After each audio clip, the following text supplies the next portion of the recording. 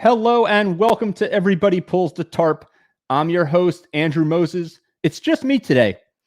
Don't worry, we'll have an episode with a guest later this week. But today, I want to do a quick solo episode, just a few minutes, and share some thoughts with you on a topic that I have gotten a lot of questions about lately. And that topic is goal setting.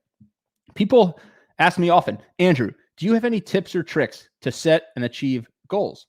So I'm going to talk about two concepts that I focus on when it comes to goal setting. The first concept I'll talk about is the timeline.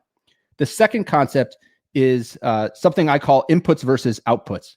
So let's first start talking about the timeline. How far into the future should you set a goal for? Now, I believe that the right timeline for a goal is really, really critical.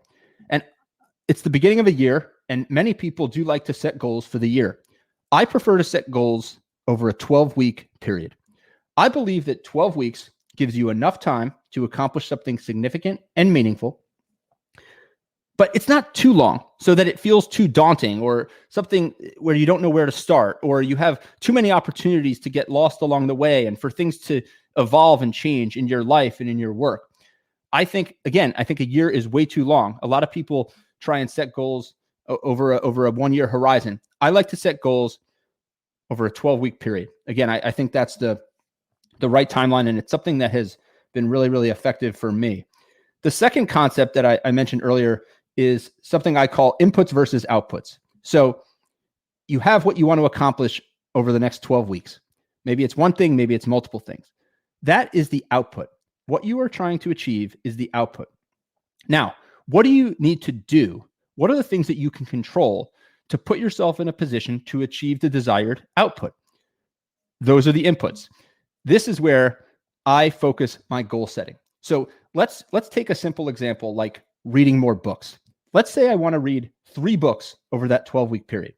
I want to read a book a month. Well, how many pages do I need to read each week, each day, to put myself in a position to achieve the 12-week goal that I've set for myself? So if it's the first month, let's say the book is 300 pages and there's 30 days in a month, I have to read 10 pages a day in order to put myself in a position to achieve the goal. But that's the goal. The goal is 10 pages a day.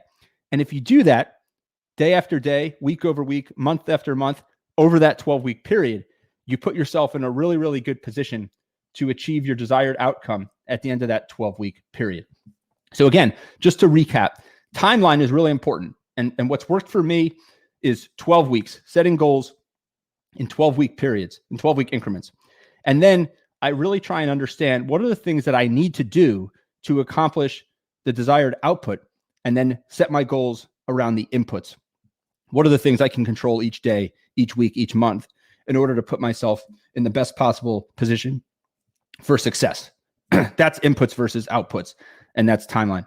So if goal setting is a topic that you're really interested in, one of my favorite books on the topic is a book called The 12-Week Year.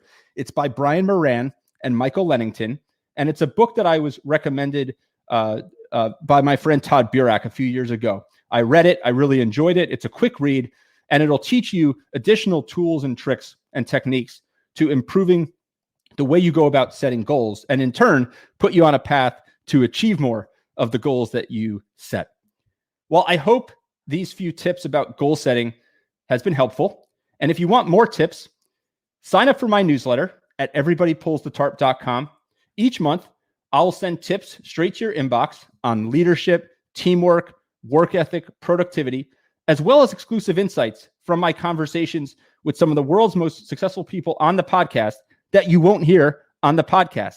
So be sure to sign up for my newsletter today. Again, it's at everybodypullsthetarp.com. Don't miss our next episode of Everybody Pulls the Tarp. It's dropping Thursday morning. We have a great guest this week. You won't want to miss it.